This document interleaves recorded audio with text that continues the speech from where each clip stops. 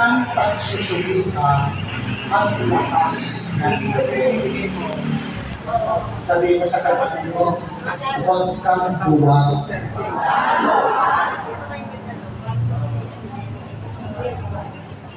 Alam ni Jesus, ano, mabibigyo kayo.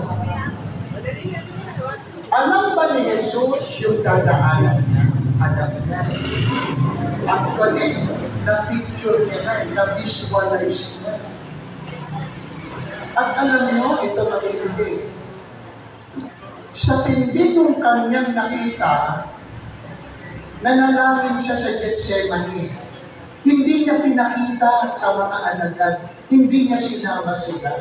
Yung mga alagad, nung mga sandaling yun, natutulog. Tingnan mo katabi mo kung natutulog.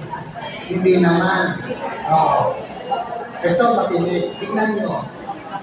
Habang nananalangin si Jesus, ito yung kanyang pangungusap. Sabi niya, nung makita niya yung mga maghihirap, yung way of the cross, alam ko nung magpunta ko sa Israel, inakyat ko po yung bundok ng Kalbaryo.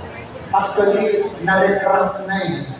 Pero nagtira ng isang medyo malawak, tapos nilagyan siya ng fiberglass na transparent. Makinig po.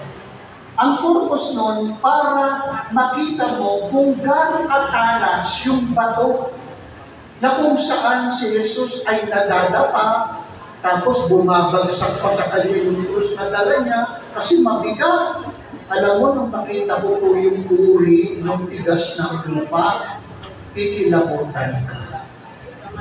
Napakatalas. Kaya nung pakita niya yung mga paghihirap na yun sa halamanan ng Gethsemane, tingnan ninyo nawika niya. Dumating din siya sa point na, Lord, pwede bang i-postpone muna natin ito? Kasi nakakatakot. Sabi niya, Lord, pwede bang ilayo mo kung maaari ang saro ng paghihirap niya?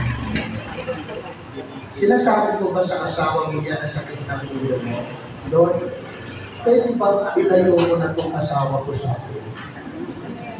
Kung gusto mo, Lord, kunin mo na siya. Huwag ka. Masama. Sabi niya, Lord. Pero ito yung kunin.